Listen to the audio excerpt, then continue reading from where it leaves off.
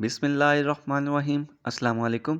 Respected teachers, multi grade teaching sport program for PSTs Punjab में start है और उसका हम आज मॉड्यूल 5 और उसकी end of module assessment solve करने जा रहे हैं।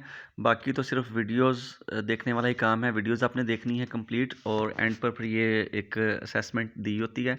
तो आज हम मॉड्यूल 5 की असेसमेंट करने जा रहे हैं। उसका पहला क्वेश्चन है कि मल्टी ग्रेड तालीम में सबक की मनसूबाबंदी करते वक्त उस्ताद दर्ज झेल तमाम सवालात के जवाबात को ज़ेर गौर रखता है, सिवाय उसमें क्या है चीज़ जो जिसको ज़ेर गौर नहीं रखता, तो उस्ताद कहाँ पढ़ा रहा है, ये चीज़ नहीं देखी जाती इसमें। सालाना मनसूबाबंदी करना किस तरह की मनसूबाबंदी में आता है, तो ये तवीलुल मियाद मनसूबाबंदी ए ऑप्शन में आता है। इसका जो थर्ड क्वेश्चन है कि तालीमी साल के आगाज़ पर रोज़ाना मनसूबाबंदी को कैसा होना चाहिए, तो इसको सादा होना चाहिए, डी ऑप्शन इसका करेक्ट आंसर है। सबक का वो हिस्सा जिसमें सबक के बुनियादी तसव्वुरात, सरगर्मियाँ, बमा हदायत और तलबा को मुतहर्रक रखने के तरीके शामिल हों, क्या कहलाते हैं? साझा के लिए मालूमात कहलाते हैं जी। मल्टीग्रेड टीचिंग में मिलते जुलते मौज़ूआत पर एक सबक का मनसूबाबंद तैयार किया जाता है, जिसकी शुरुआत एक ही तारुफ से होती है। इसके बाद हर ग्रेड के लिए सरगर्मियों का इंतखाब किया जाता है बज़रिया। तो इसका जो ऑप्शन होना चाहिए, इसका होना चाहिए डिफरेंशिएटेड इंस्ट्रक्शंस होनी चाहिए। नंबर 6, सरगर्मियों और कामों की एक तरतीब जो कोई शख्स बाकायदगी से सरअंजाम दे रोज़मर्रा के कामों में, तो क्या कहलाती है? मामूलात कहलाते हैं जी। नेक्स्ट कर देते हैं हम। एक मल्टीग्रेड क्लासरूम में डैश कायम करने का डेली रूटीन का असर होता है, ये होता है सी, मतवक्को बदनज़मी और अफरा तफरी से बचा जा सकता है। कमरा जमात में मतवक्को जो बदनज़मी होती है उससे बचा जा सकता है। एक मल्टीग्रेड क्लासरूम में ग्रुप वर्क का क्या फ़ायदा होता है?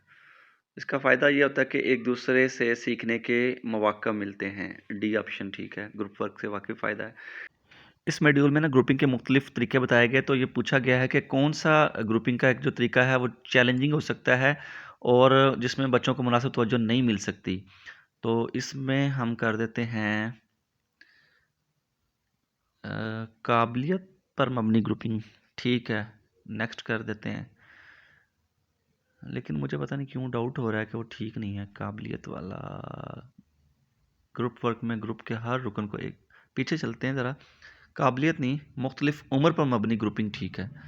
हाँ ये ठीक है, बी ऑप्शन।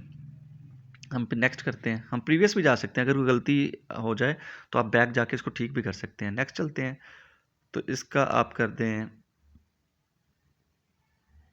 फैसिलिटेटर। हाँ जी, फैसिलिटेटर, उर्दू में लिखा हुआ है फैसिलिटेटर।